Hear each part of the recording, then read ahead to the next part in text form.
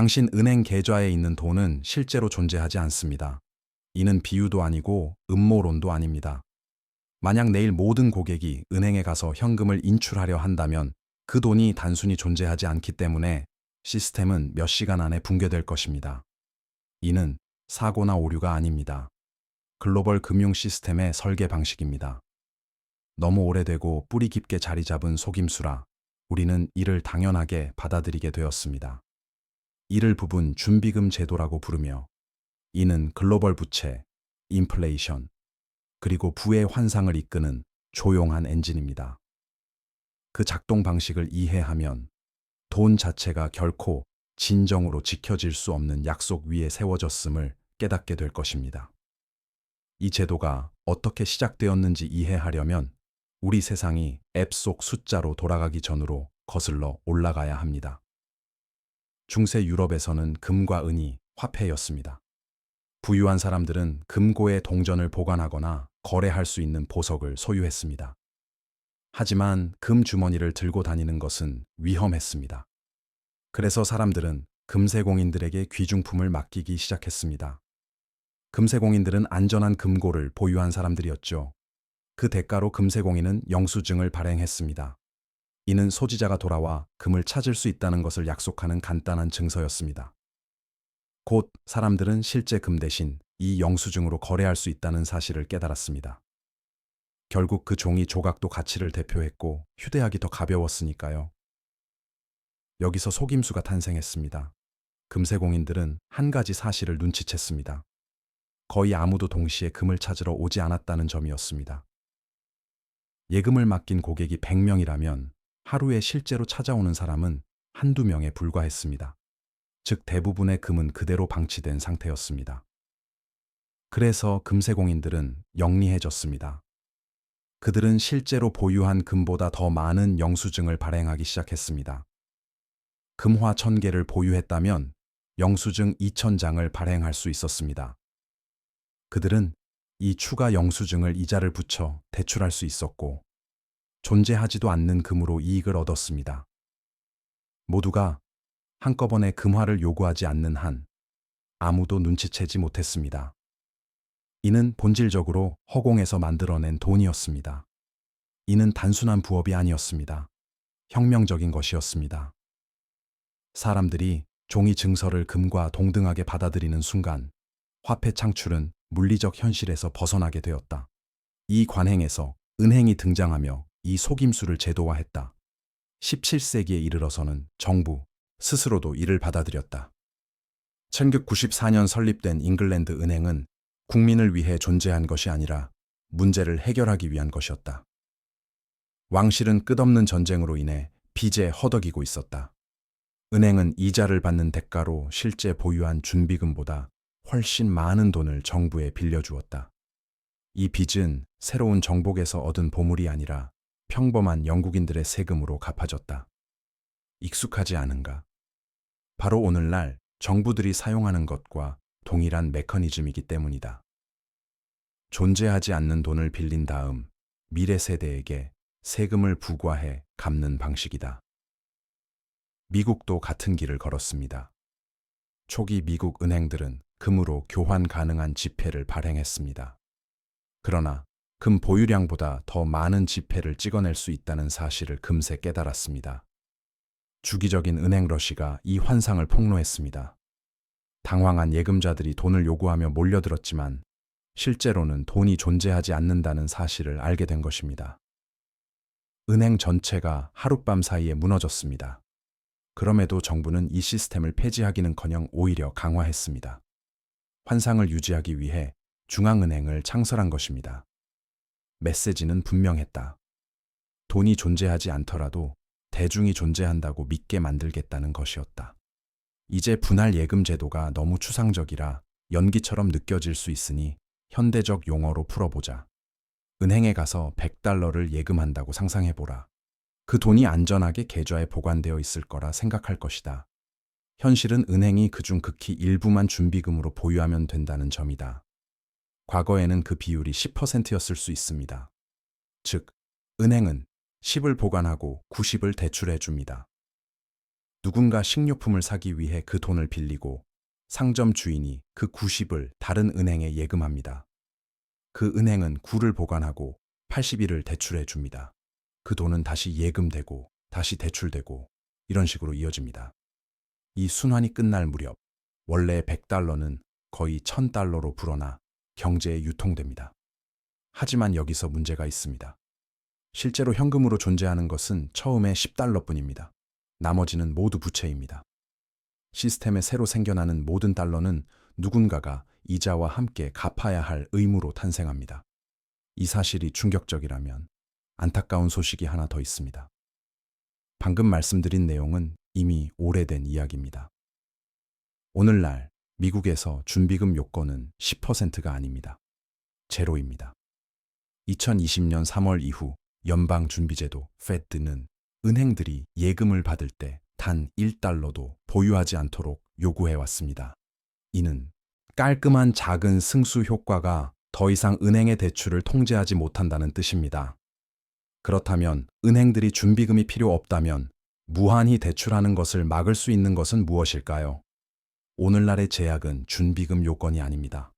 바로 바젤로 알려진 글로벌 프레임워크 아래 설정된 자본 및 유동성 규정입니다. 바젤 규정은 일련의 위기, 특히 2008년 이후 스위스 바젤에 위치한 국제결제은행, 소위 중앙은행의 중앙은행에서 모인 중앙은행 총재 및 규제 당국자들에 의해 제정되었습니다. 이 규정은 의회나 국회의원이 아닌 선출되지 않은 기술 관료들에 의해 작성되었습니다. 작동 방식은 이렇습니다. 은행은 잠재적 손실을 흡수할 충분한 자기 자본을 보유했음을 증명해야 합니다. 규정은 복잡하지만 이렇게 상상해 보십시오. 은행이 위험한 100달러 대출을 원한다면 완충 장치로 자체 자금인 주주 자본 8달러를 보유해야 할 수 있습니다. 이것이 진정한 제약입니다. 은행이 위험 자산에 더 많이 투자할수록 보유해야 할 자본도 더 많아집니다. 여기에 더해 은행은 단기 위기에도 견딜 수 있을 만큼 유동성 자산이 충분함을 증명해야 합니다. 현금, 국채 등 신속히 매각 가능한 자산이죠. 이 규칙들은 은행이 태양에 너무 가까이 날아가지 못하도록 막기 위한 것입니다. 하지만 주목할 변화가 있습니다. 은행은 더 이상 예금에서 대출을 하지 않습니다. 먼저 대출을 창출하고 그 대출이 다시 예금을 만들어내는 구조입니다. 주택담보대출을 받을 때 은행은 금고에서 현금을 꺼내지 않습니다. 당신의 계좌에 새 돈을 입력할 뿐입니다. 그 새 돈은 당신이 상환하기로 동의했기 때문에 존재합니다. 그런 다음 은행은 사후의 위험을 커버할 충분한 자본이 있는지 확인합니다. 그래서 현대 시스템에서 유통되는 돈의 90% 이상이 중앙은행 화폐가 아닌 것입니다. 현금이나 준비금이 아니라 대출이 발행되는 순간 허공에서 창조된 은행 화폐입니다. 생각해 보십시오. 당좌예금 계좌에 보이는 돈은 연방준비제도 (FED가) 발행하는 화폐와 종류가 다릅니다. 빚으로 탄생한 은행이 창조한 화폐입니다. 그래서 은행이 차입자를 찾는 한 통화 공급은 계속 확장됩니다. 또한 모든 금융위기가 본질적으로 신뢰 위기인 이유이기도 합니다. 차입자가 상환하지 못하거나 은행이 부채를 연장하지 못하면 전체 시스템이 무너지기 시작하기 때문입니다. 이 구조는 피할 수 없는 세 가지 결과를 낳습니다. 첫째, 인플레이션입니다. 은행이 동일한 달러를 계속해서 더 많은 신용으로 증식시키기 때문입니다. 각 달러의 가치는 훼손됩니다.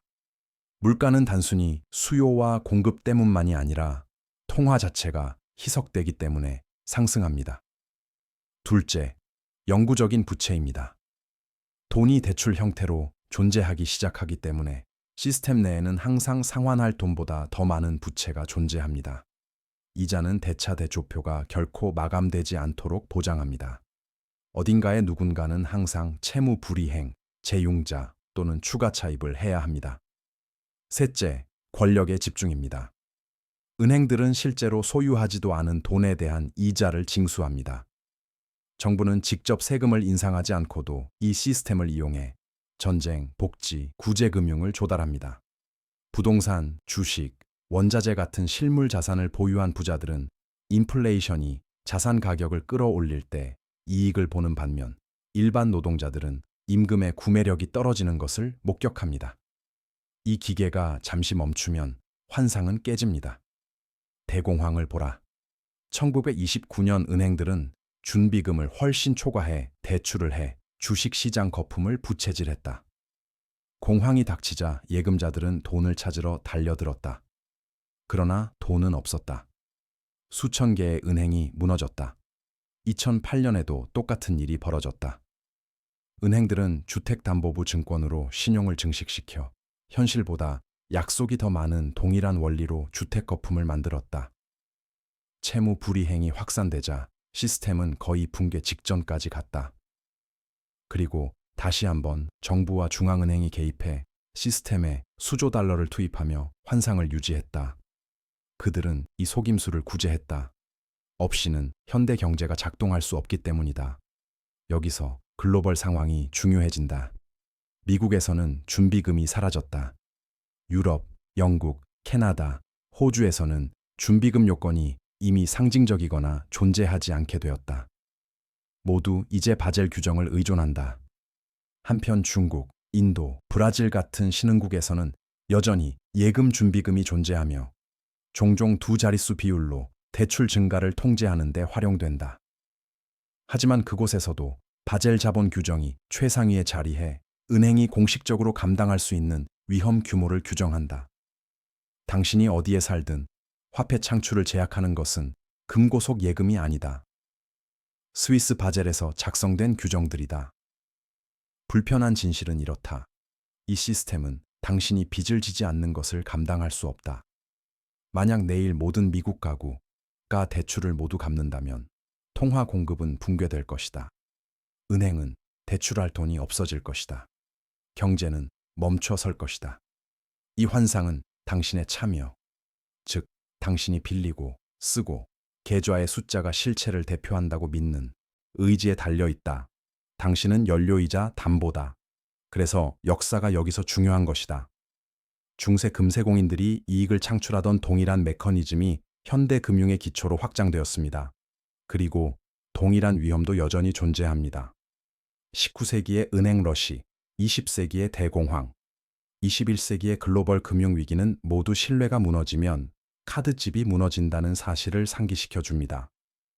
그러나 매번 대응은 똑같습니다. 베팅을 2배로 늘리고 환상을 덧대고 아무 일도 없었다는 듯이 전진하는 것입니다. 그렇다면 여기서 무엇을 깨달아야 할까? 첫째, 돈이 부가 아니라는 점이다. 진정한 부는 화면 속 숫자가 아니다. 토지, 자원, 기술, 지식, 독립성이다. 종이 약속이 사라져도 가치를 유지하는 자산이다. 둘째, 부채가 중립적이지 않다는 점이다. 이는 대출자, 정부, 자산 보유자에게 유리하도록 설계된 시스템의 혈류다. 셋째, 인플레이션이 우연이 아니라는 점이다. 이는 설계에 내재된 구조다. 매년 당신은 제자리에 머물기 위해 더 빨리 달리라고 요구받습니다. 이것이 파멸이 불가피하다는 뜻일까요? 반드시 그렇지는 않습니다. 하지만 돈과의 관계를 재고해야 한다는 뜻입니다. 은행 계좌에 현금을 저축하는 것은 당신을 보호하지 못합니다. 시스템을 맹목적으로 신뢰하는 것은 당신을 자유롭게 하지 못합니다. 인플레이션과 부채의 순환 밖에서 살아남는 진정한 부, 즉 실물 자산을 구축하는 것이 재정적 자유로 가는 유일한 길입니다. 이 교훈은 편집증이 아니라 인식이다. 당신의 돈이 타인의 부채로 탄생했다면 당신의 자유는 그 기계 밖으로 나서는데 달려 있다. 역사는 반복되지 않지만 유사한 패턴을 보인다. 중세 유럽의 금세공인들, 19세기의 은행 공황, 2008년의 주택버블, 모두 같은 이야기의 메아리다. 현실을 넘어선 약속을 증식시키는 속임수와 믿음이 불가능해질 때까지 믿는 대중. 분명히 말하건대 이 이야기는 끝나지 않았다. 우리가 겪어온 모든 주요 금융위기는 시스템의 안정성이 금이나 생산성이 아닌 신뢰에 기반한다는 사실을 상기시킨다. 그리고 신뢰는 가장 쉽게 잃어버리는 것이다. 그러니 다음에 은행 장호를 확인할 때 그 대부분이 종이 위에만 존재한다는 사실을 기억하라. 그것은 당신의 자유를 염두에 두지 않은 채 설계된 부채 시스템에서 태어난 것이다. 이 속임수를 이해하면 스스로를 보호하기 시작할 수 있다. 무시한다면 당신은 항상 카지노가 이기는 게임의 또 다른 참가자로 남을 뿐이다. 이 이야기가 새로운 시각을 제공했다면 구독을 눌러주세요. 역사가 답을 가지고 있으며 제가 그 답이 있는 곳을 보여드리겠습니다.